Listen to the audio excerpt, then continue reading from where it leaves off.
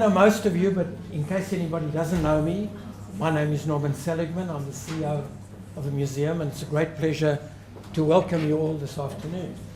A special welcome to Djordjo, our author and the person who will be launching this afternoon, Mariana, who will also be speaking, and David Clark, MLC, who I'm delighted to see again at the museum. He's a frequent visitor here, great friend of ours. Welcome, and to Marissa, welcome to both of you. I really just wanted to start off by quickly saying that this is National Volunteers Week, and therefore I wanted to thank all of our volunteers, and certainly any of the rest of you who are volunteering anywhere. It really is great what you do. We certainly couldn't function without our volunteers. We've got nearly 300 volunteers at the Sydney Jewish Museum, and we certainly could not manage without you. And those, I'm sure, applies to wherever else you are. A great welcome to members of the Bosnian community who are here today. For some of you, I know it's your first visit. I hope it's not your last. Please do come, and we've got a lot to show you. Please do come and visit us. Special welcome to Holocaust survivors who are here today.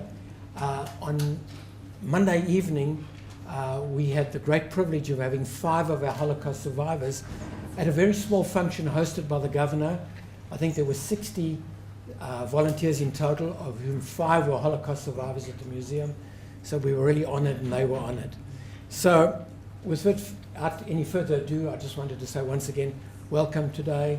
Thank you for being here. And now I'd like to hand over to Ari, who will introduce the speakers today. Thank you, everyone. Thank you. Thank you, Norman.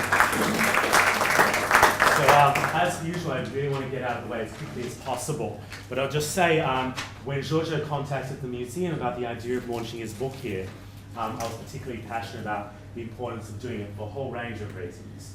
So when I used to teach at university, this was part of the course we did when we taught comparative genocide. And so I think for us as a community, Norman raised a moment ago that the Bosnian Serb community has a great deal to learn from coming into this museum. I'm going to respond and say we as a community also have a great deal to learn from hearing the voices and narratives of people like Djordjo. So the reason why I'm saying this is this book launch is about a person's individual story. And I think obviously one of the most special things we do here in this space is we publish the memoirs of our survivors, and we recognize the importance of hearing those individual voices and what it means when a human being takes home a book and reads that book alone. That when you read a narrative, it's different to listening to a human being. It's about sitting, and when you read, that person's voice also becomes your own voice by sitting and reading. So I mentioned a moment ago to Djordjo, I was giving a seminar about the Yugoslavian Genocide literally last week. And I actually used excerpts from his book, because I always believe that when I teach about genocide, we always use those individual voices. And so we're particularly lucky to have somebody like Djordjo. And the last thing I'll say is when we're in email contact, I apologize, it's taken me a moment to reply to him on one occasion, and that's because two of our close survivors passed away, who've been working here for many years. And so I said to Djordjo, apologies. And the reason why I'm saying this is we know how sacred these voices are. We know we're in the twilight of living memory, and we know what it means for somebody to take the time to write a memoir and get it published, and how much effort it takes, and that often people only want happy stories. And yet Djordjo's gone to the great effort to do it, to eventually have it translated from the Serbian into the English. And I think we, as a community, are honored and privileged to have somebody like that to come in here and recognize that his voice is a voice that we want to listen to, just as we ask students in the wider voice community to come in here, survivors from the Holocaust, share their individual stories. So without further ado, if you can all warmly welcome Mariana, who's going to begin off the day. Thank you very much. Thank you for the opportunity to introduce the English edition of 1,335 Days, written by a former concentration camp inmate and first-time author, Djordjo Suvajlo. It has not won literary awards, had no reviews in prestigious magazines, and yet it is a gripping, unpretentious narrative of an individual experience and a journey of discovery. The original edition of the book in the Serbian language was published in 2013. It describes the author's experience as the inmate of one of the hardest in a network of over 500 concentration camps run by the government of Bosnia and Herzegovina during the war in the years between 1992 and 1995. It was known as Silos in Tarcin, a small town near the Bosnian capital of Sarajevo. The title 1035 days simply refers to the duration of his captivity. War is a pitiful affair, especially internal conflicts, civil wars involving entire population. Writing the book, the author is faced with multiple challenges. First, to accurately describe the events that happened almost 20 years before his writing. To convey his pain and grief and trauma, and to understand why and how it all happened, and to make sense of it. To these challenges, he responds with excruciating details of torture, of forced labor, of people dying, with painful sincerity of thought, through reflections and flashbacks to his entire life, from his idyllic childhood in his small hometown, then his time in Sarajevo as a young student, and back home again in Tarcin as a young family man, just as the war was about to break out. Through its meticulous recording of the daily cruelties inflicted upon him and other inmates, the never-ending human preoccupations with survival, and human interactions and bonds born of common suffering, the book transcends the individual experience and individual journey and takes us to a deeper, mysterious realm, the human soul and human mind. It invites to explore universal themes of what makes us human, how we relate to each other under extraordinary circumstances, and what makes us behave the way we do, and the limits of human endurance. Although most people lucky enough to live in distant, safe lands would be unfamiliar with the local and historical context in which this all takes place, the book offers valuable insight into this context. As a librarian and avid history reader, I'm reminded of other examples of wartime memoirs and personal narratives, specifically of the prisoners of war and of concentration camp survivors. The most famous one that we all are familiar with is Primo Levi and his account of his detention for being Jewish at the Auschwitz concentration camp, which became an instantly recognizable symbol of cruelty and evil, not only in the 20th century. In If This Is a Man, he describes his overwhelming desire to tell his story of his experience of what was done to him and to other people in that place, and how his desire to tell the story causes him physical pain, not just a mental one.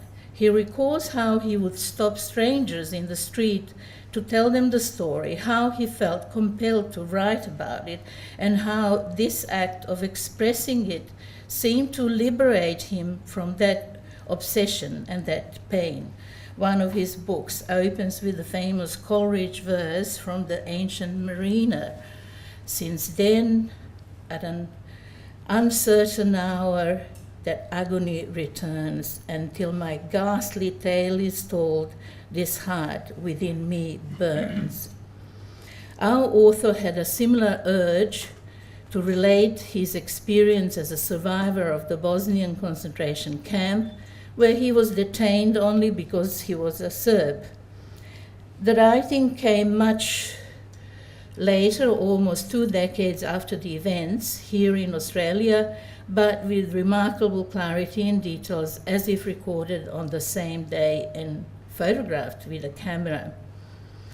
Other examples of this literature include the personal narratives of Australians detained in Japanese prisoner of war camps during the Second World War.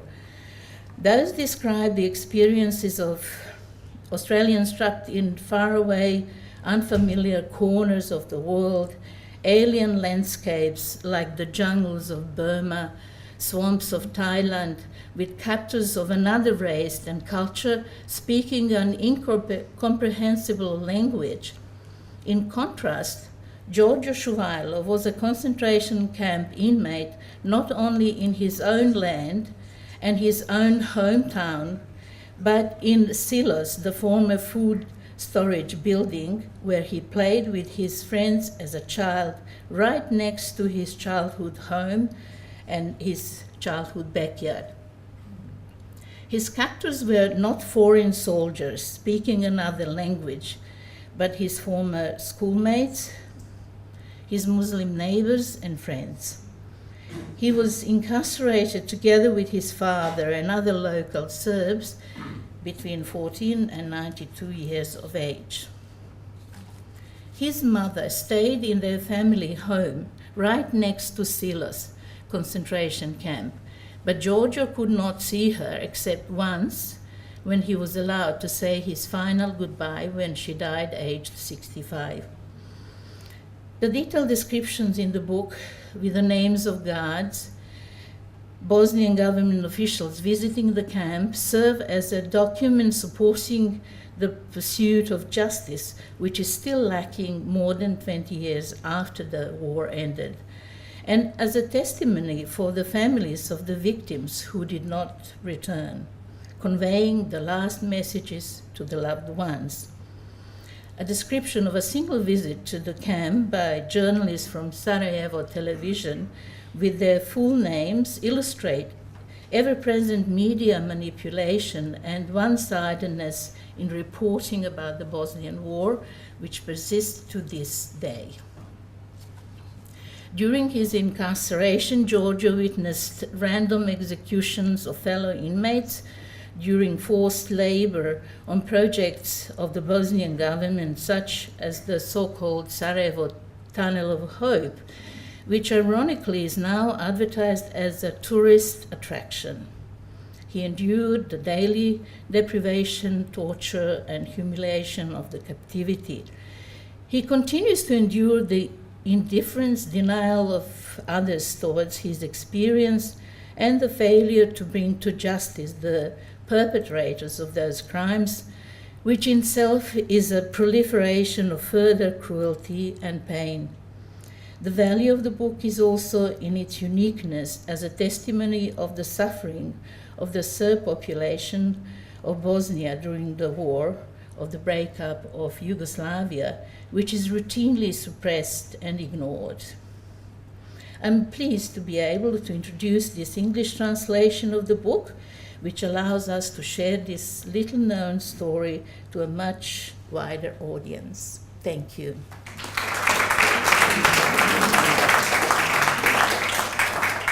I would now like to invite Mr. David Clark to take the floor.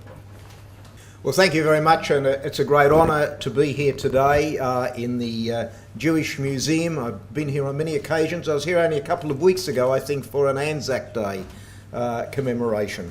And it's great to be here, and I thank everybody for coming along. We have members of the Serbian community, Holocaust survivors, people from other parts of Yugoslavia here as well, and so it's wonderful to be here. And Djordjo, thank you very much for inviting me here for the launch of your book, 1,335 Days. First of all, Djordjo, can I thank you for asking me to do a foreword to your book. I think there are two forwards to the book. I've got to tell you, I read your book, and it was a very, very emotional book for me because it was a personal experience. We need to think of these things in the personal experience rather than just numbers, but the tragedies that occur. And it was a greatly moving and emotional book for me.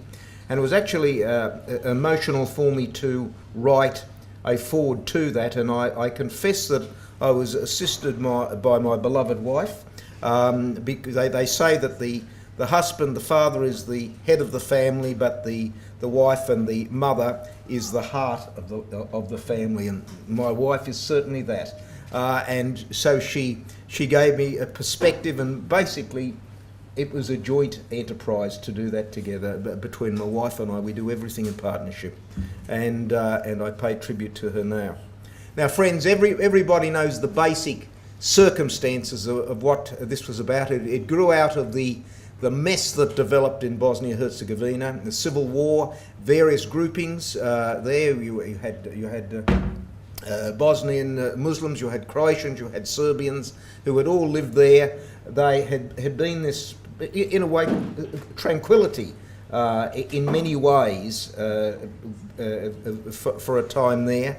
And this is the story of Djordjo, who at the time was in his early 30s, a university graduate, had graduated in commerce, worked in the commercial world, newly married, young family, two girls, and he was part of a minority in this part of Bosnia. The Serbians were about 10 to 15%, and the balance were overwhelmingly Bosnian Muslims. And what happened, we saw the start of genocide there. What happened was that there was terror, events moved very quickly, and there's an expression that you mentioned in your book, Djordjo. You said you felt like you were creeping into a spider's web.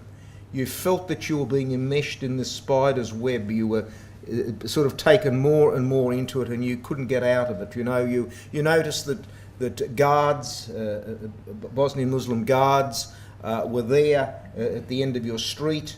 You were being questioned. You felt an uneasiness, and this is the way, and many others here who've experienced this sort of thing would feel the same thing. I think it's very apt, creeping into a spider's web.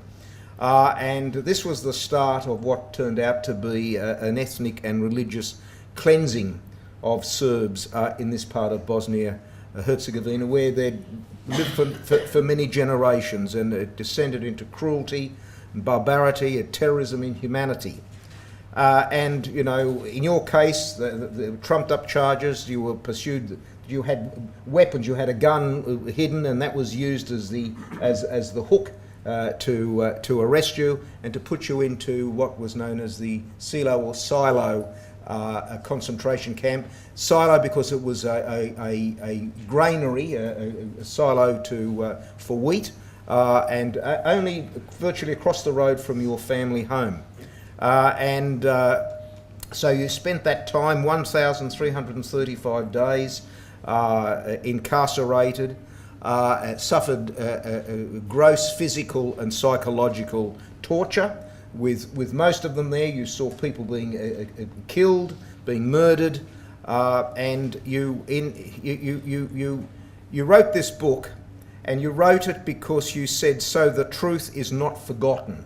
So the truth is not forgotten. And when we talk about genocide, and what better place to talk about genocide here in this very museum? Of course, the Jewish Holocaust has probably been the biggest in all of his history. There was the Armenian Genocide of 1.5 million Armenians. You had the Assyrian Genocide, 750,000 Assyrians. You had the Pontian Greeks in the 1920s, 600,000 lost their lives. You've had the Rwandan genocide. You've had the genocide of minorities, religious and ethnic minorities in the Middle East with ISIS and other Islamist terrorist organisations. And you had the Serbian genocide, which occurred in Bosnia-Herzegovina. And they all follow a pattern. And in every one of these cases, there has been a revisionism that has developed. A revisionism that, well, there really wasn't a Holocaust. It didn't exist in that form. People are exaggerating numbers. There weren't these killing camps or things that you would be familiar with. The same thing happened with the Armenians. Oh no, there was no genocide. It was a famine that took place at the time. In Rwanda and Burundi, it was a tribal outbreak. And with the Serbians, the same thing. People, revisionists are out there to rewrite history in all of these instances. And the importance of a book like yours, Djordjo, that's been written, you are saying, no, we are going to tell the truth. We're not going to let the revisionists come in and to rewrite history. In fact, many of you be aware that in the early 30s, mid-30s, Hitler said, obviously planning ahead, he referred to the Armenian Genocide, and he said, after all, who remembers the Armenian Genocide? Well, we remember the Armenian Genocide, even though there are efforts today to try and stop us speaking, even in the Parliament, about the Armenian Genocide, because there are people who are denying that, and the Assyrian Genocide, and all of the genocides that I've referred to. So it's important that works like this come out, are written, because it's a personal experience. And when we think of genocide, we shouldn't just think in numbers.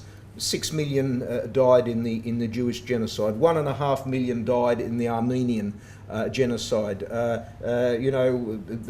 Many thousands of Serbs died, because those tragedies, that event, those massive numbers are massive personal experiences, and sometimes to refer to a personal tragedy is actually more important than talking about numbers. And if I can give you an example of something that influenced me, a few years ago, I think it was actually in the Holocaust Museum in Washington DC. Has anybody been to a number of people have? Well, there was a photograph there of somewhere in occupied Europe. There was a girl about 17, 18, crouched down in the street, and there was a crowd around her, and the authorities were standing by, somewhere in occupied Europe. And her clothes had just been ripped off her. This was in a public place, and she was down there on the street, and taking photographs of her.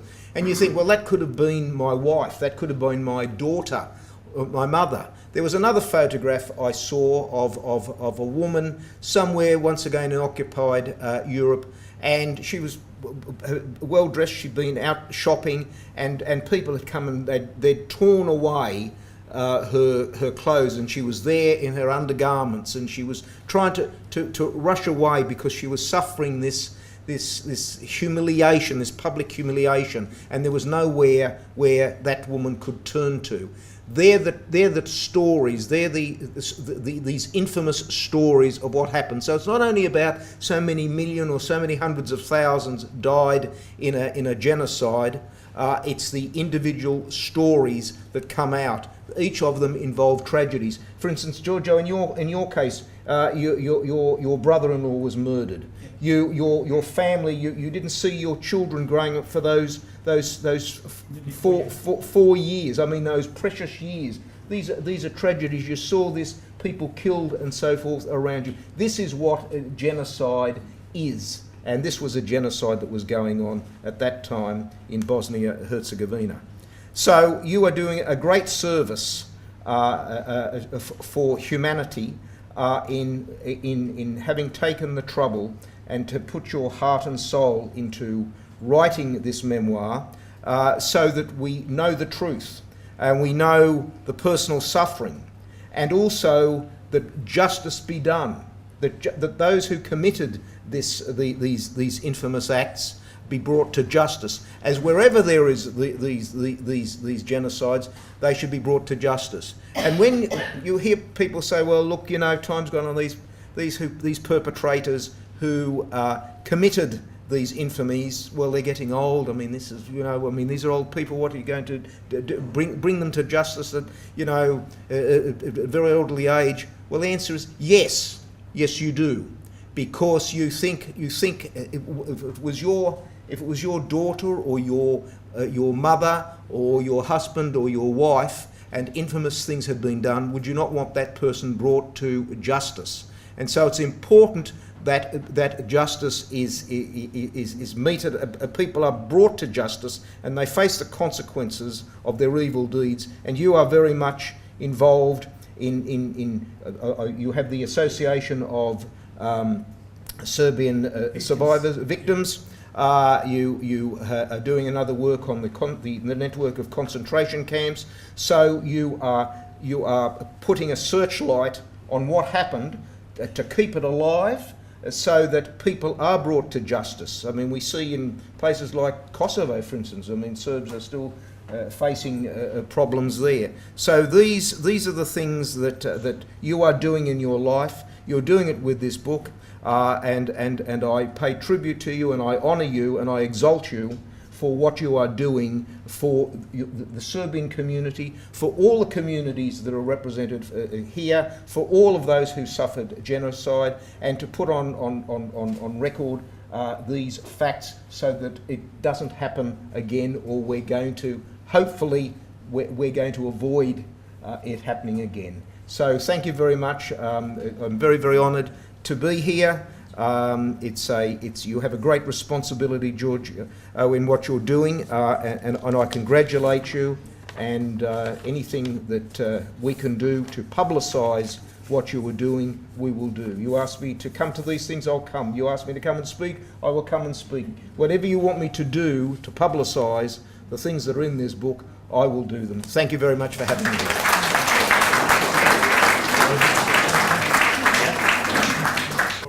Coming, thank you for forward. I hope you will read my writing, and please do in similar what I said here. Thank you very much.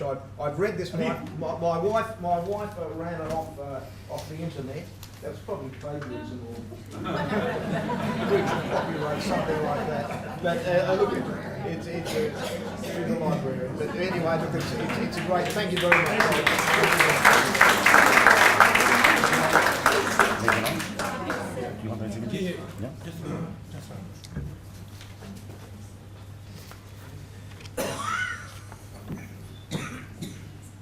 This is an extract from the book, from Djordjo's book.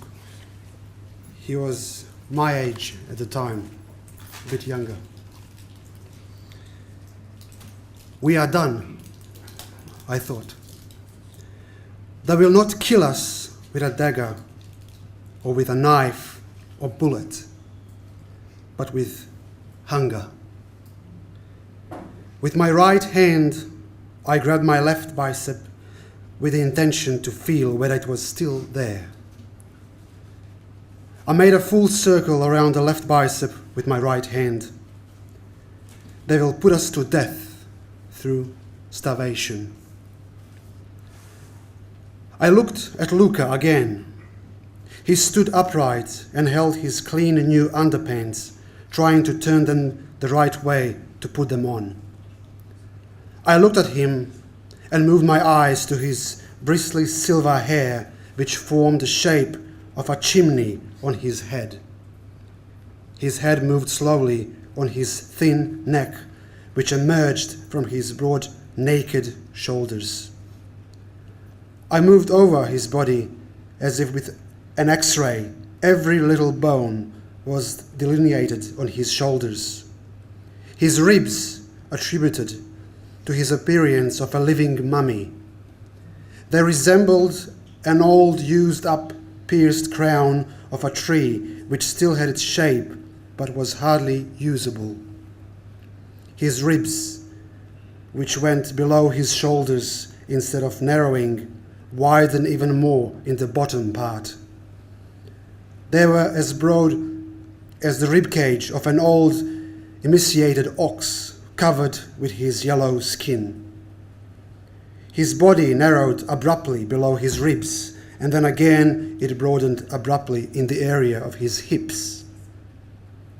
Unbelievable, but the width of his hips matched the width of his thorax, and they were connected only by an empty and dried up abdomen. His hip bone jutted right and left. There was no flesh on his thighs. I studied biology as a compulsory subject from the 5th grade of primary school and 4 more years in high school.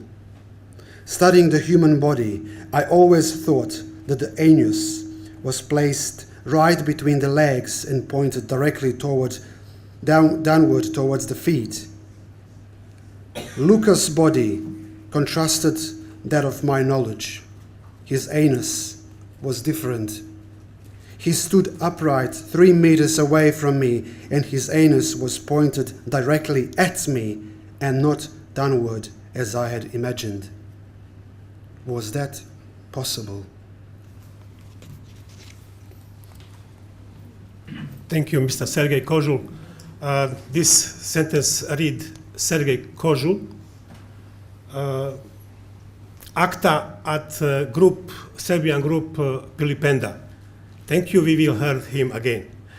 Now, good afternoon. Welcome for coming. I am Djordjo Suvajlo. This is my ID for prison. It is ID for the Red Cross International. It is my ID.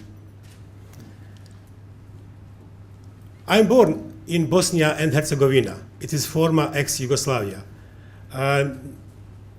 Very close to this building. At the moment it was very, very strange building. When I was young, when I grow, when I play, cowboys, Via Terp, or other famous cowboys from USA. I play near to this building soccer with my mates from street, with Muslim, with Croat, and me, Serbs. I never think it's going to be my last home. Yes, it was last home, concentration camp Silos. Now, after this point, I can say it is government concentration camp. Why? Because we hold over war. Camp opened on 11th of May 1992 and finished after Dayton Peace Agreement on 27th January 1996. I counted 1,335 days. Thank you for coming, everybody. Thank you for coming, members of this famous Sydney Jewish Museum. Thank you for coming, my colleagues from my work, from my Serbian community and others. Also, I need to explain, it is a good point, how I write this book. It is expensive job, very, very expensive job. But supported from my family, I collect money and did this one. When I paid translating and editing, I'm asked for forward. It was hard time. It took me 6 months to get forward. My friend, Milan Maksimovic, independent politician from western part of Sydney, find me Mr. David Clark, thank you. And my cousin, Mladen Suvajlo, also helped me a lot, and he organized and he supplied me like that. Then I said, sorry about my English, Miss Robin Lane. Thank you, Miss Robin Lane. You are nearly like Usain Bolt, finished my book very quick, because I remembered I sent PDF on her email on Thursday, and she come back to me on Monday, and she traveled to Melbourne and said, I will write your forward. Thank you one time more. Thank you.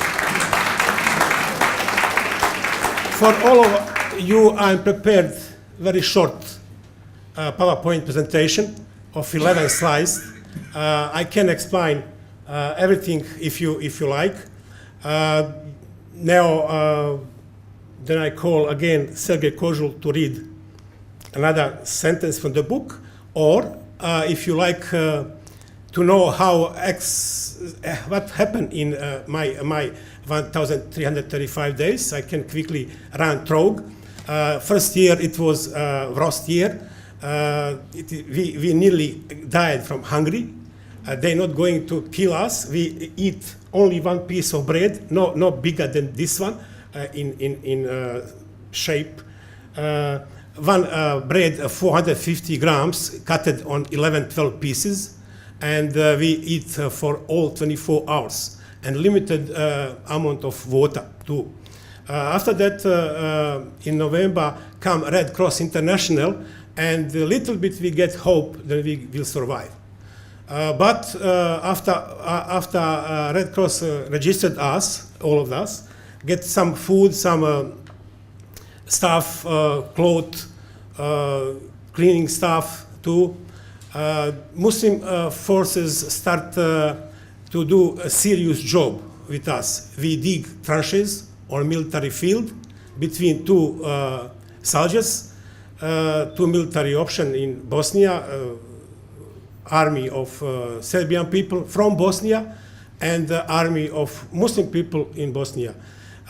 We dig between, and I'm spent 9 months. In these 9 months, I'm carried out 8 killed people, my colleagues, and I'm honest and can say it, from these 8 people, only 1 killed by Serbian force. All other killed by Muslims, and I was witness. Muslim authority know that I witness, and I will come one time on the front of you to spoke like that. They try to kill me. Sorry. They try to kill me, but God saved my life. Only God. Believe me, it is power. Not visible, but it is power. When I come here with my family, joined in Australia with $120 US give us from United Nations. When I bought house, when I buy house, when I eat, when I drink, but now, why God save my life? I think what said Mr. David Clark to write this book. I'm going to prepare more because I have more untold story, but I hope I will be alive and smart enough to do this. After I'm joined with my family and come to this beautiful country, this country give me opportunity, and best point of my life here is my 2 daughters which finished uni, and nobody in my family, not lawyers, not doing legal knowledge or something, because my wife is building architecture, I'm commercial worker. But I think my daughters get something from my story to defeat people in this country for something. But okay, one of them working for government, but another one for insurance. But I'm not really related with insurance, sorry, what to do. Okay, it is all about me. If you have something, I can explain now. This is my poem like that. It is my last word when my mother died. Muslim authority, me and my father sent me to funeral. After funeral, I like to go back to my silos, to my friends there, because it was in funeral all my Muslim neighbors. All my Muslim neighbors from my growing with my father, good friends. And it is a hypocrite. It was very, very bad situation, and I just feel very bad and ask to go back to prison. One Muslim neighbor say something because my mother feeling that she feeling bad, but she also tortured, and some stuff she give to some Muslim neighbor. And it is my remembrance from my hometown, small photo album. I have some pictures. My wife choose which picture going to public here. Some took it, but here is very important. These pictures I took it from my front yard, and in the background can see silos camp.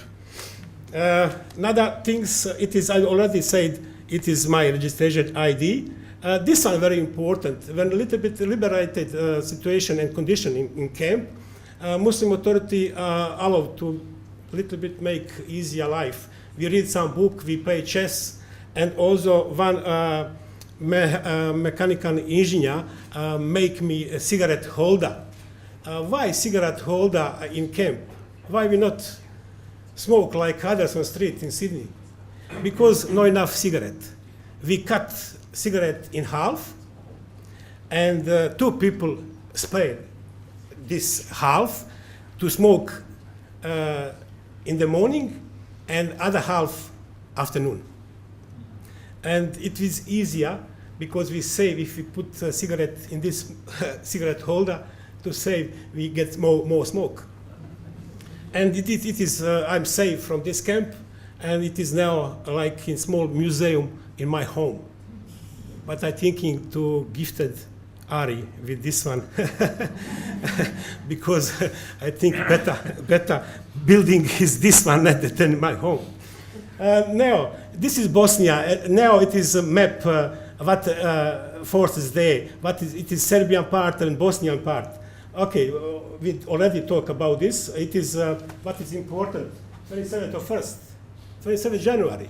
It is date of Auschwitz, which released in 1945. It is why I'm here. Mr. Ari, thank you so much for giving me this opportunity. This is my building. It is my street. I play on the front soccer. This is 32 seal in this 100 meter long and 50 wide. It is Russian technology, Mr. Stalin technology for keep corn, wheat, and other food. And Muslim opened this one for Serbs, over 650 Serbs. It is my seal, 10 meter long, 5 wide, and higher around 4.5 or 5 meter. No ceiling there, and the soldiers walking around like Alcatraz and watched and tortured us. This is front under roof, Muslim walk trog. I already talked about this one. This is cigarette holder. This man alive, he living now in USA. His brother also write one book, but he died very young. He, in my age, we go together in secondary school. What now? I already talked with about this. It is. I'm going every Sunday to find candle for her. It is what I can do, and organize to clean cemetery in my background at Muslim territory now, to be cemetery clean. It is all what I can do. About cannot say thank you, cannot say nothing. It is ethnic cleansing. They clean us from this building, and they destroy our history, our culture, our religion, our church. It is Church St. Paul and Peter and Paul. But we rebuild this church through our community, through our association, and it is looks now how it looks. It is same building, but okay, it is different weather, summer and winter. Yeah. I will. Yeah. Okay. Sorry, Yeah. I'm just mindful. I know a lot about guys with your parking and so forth. Yeah. So I was just. We've only got a few minutes left, and for all sorts of reasons, I think it's a huge honor, really, for us to have you speak. Thank you. And when I do this, I say as much as possible we try and facilitate a discussion. So we're really lucky to have Djordjo here. So we might have to edit back on having excerpts from the book read. And what I'd like to do is, in the few minutes we have left, open up so that people can actually ask Djordjo questions, that all of you who work here and volunteer know one of the most important things we do when survivors share their stories is afterwards people have a chance to ask questions. So Djordjo, would you like to come up here, and I'll assist and facilitate as we discuss. Would anyone like to kick us off with the first question after Djordjo has been sharing part of his story? Please, don't be shy, don't be like some of our school students. Know that every single question is an important question. So, Gabi, please. Just so you know, Gabi's one of our Holocaust survivors who comes in here and speaks, and he's actually from the former Yugoslavia. So please, Gabi. Okay. Djordjo, since I spent most of or almost half of my life in Yugoslavia. And since I may call myself half Bosnian because my wife is from Sarajevo, my mother is from Sarajevo. I have read your book very carefully and with great interest. And I thought that I knew Bosnia and the people there. From what I remember of the pre-Second World War II and post-World War II, Sarajevo was a relatively balanced and moderate multicultural society. Admittedly, I better know and remember the Jewish community than the Serbian, Croat, or Muslim one. But I also remember at the beginning of World War II, just in the beginning, some not very politically correct comments in my own family, my broader family, residents of Sarajevo, that Muslims were pliable, they were bent with the wind, they are bending with the wind, suggesting that they are not very truthful or reliant, rather opportunistic. I can say that within my post-World War II generation, such sentiments were totally absent. Now, the Yugoslav War of 1999 certainly was an enormous tragedy for all, with no innocent party among participants, including here, and particularly the West.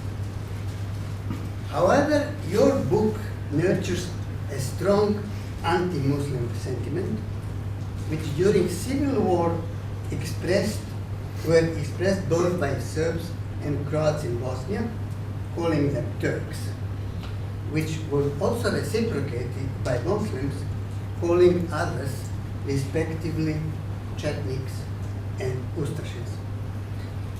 Having in mind my experience of after Second World War, can you indicate for us when this change of heart occurred?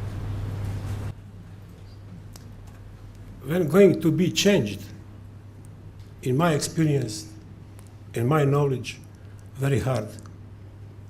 Very, very hard. We live in brotherhood. I know you're coming from this time, and brotherhood gone, finished. At the moment I not believe in my life, then I will get again brotherhood like before. Because we have unbalanced problem about last war.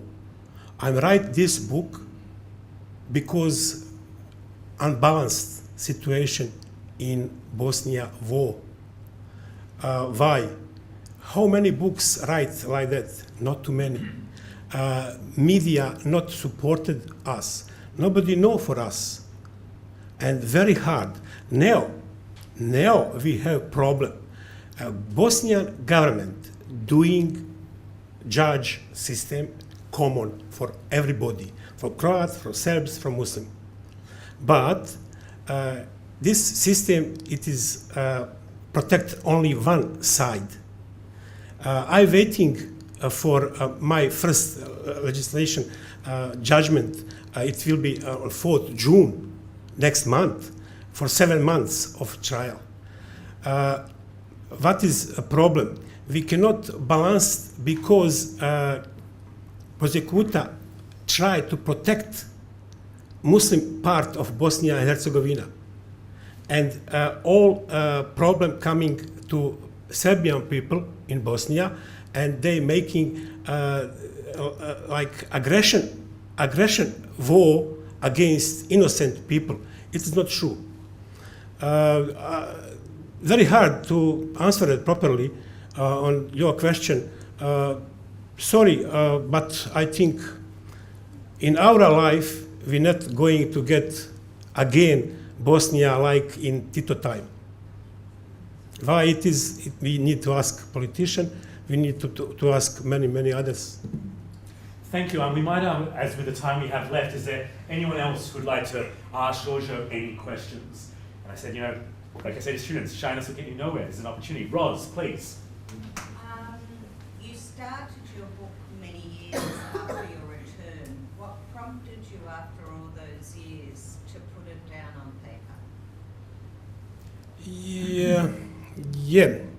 I started to write this book in 2008, I think, because I never write, and I think I don't know to do this, and I wait to some other people to ask me what is my experience through this camp, but nobody asked me from Serbian community here and from Serbian government in Bosnia or from Serbia country Serbia. Nobody asked me. And I saw it will be same like after Second World War. My father survived ethnic cleansing, massacre. He never told me what happened to him in 3rd April 1945. Never talked to me about what happened. Muslim and Ustashi, Nazi side, on the end of war, when forced through Partizani and forced Hitler back to German, our neighbors killed 21 Serbian people in one village. My father survived. He never talked about this because he wanted to keep me in brotherhood. And when I saw this problem, then I'm going to do the same like my father. Make decision, I'm going to write book. I'm write my own way. Many people from my community, from my prisoners, complain me why I'm not write something about him. Cannot. I'm not was with him. I'm just know about this 100%. I'm behind this word, every word, and I write book from this reason, because 8 killed people, 7 from Muslim side from our back. We dig trenches for them, they kill us. I cannot explain to court about this. I cannot explain to people about this. And it is the reason why I write book and decision too late. I know it is too late. Not at all, which is why we're here. So,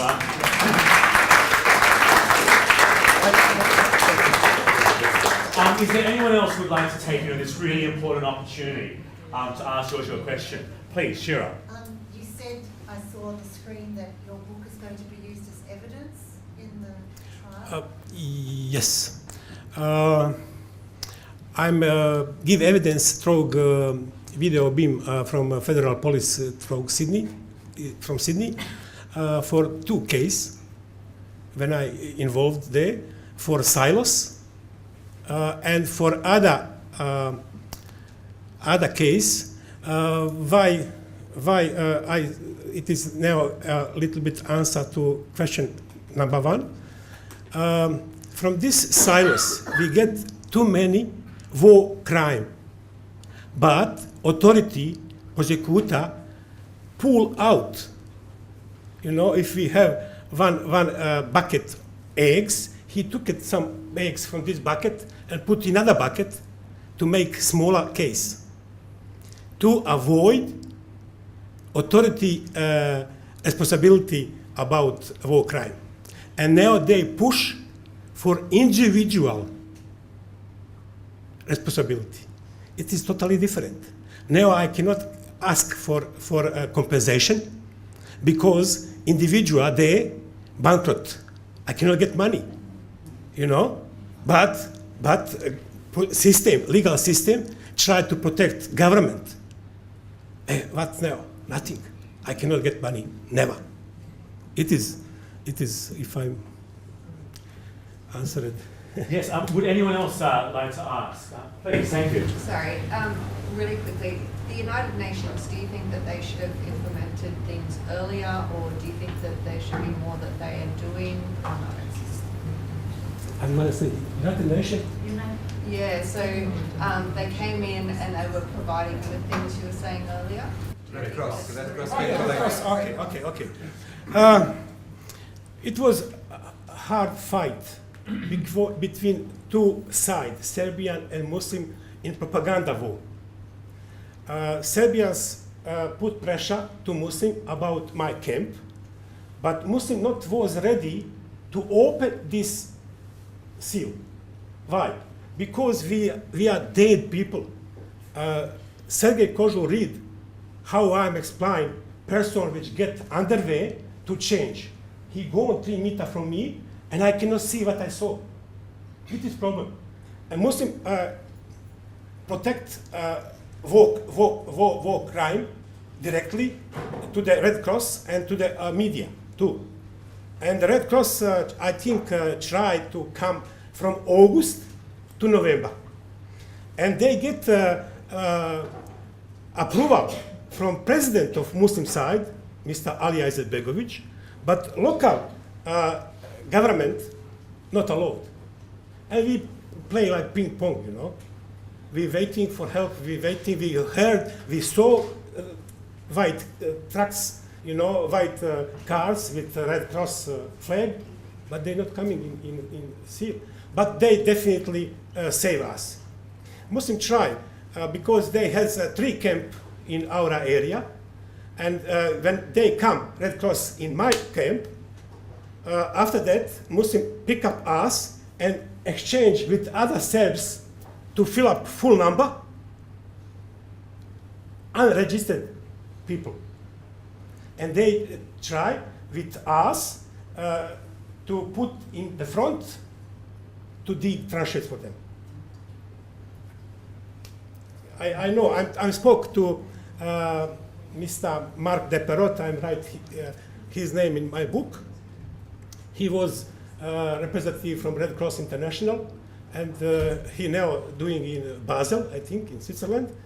He said in SEAL, when he come to register, he never saw like that situation. Never saw. He said he moved to through North Africa, saw many camps, but in this condition, never.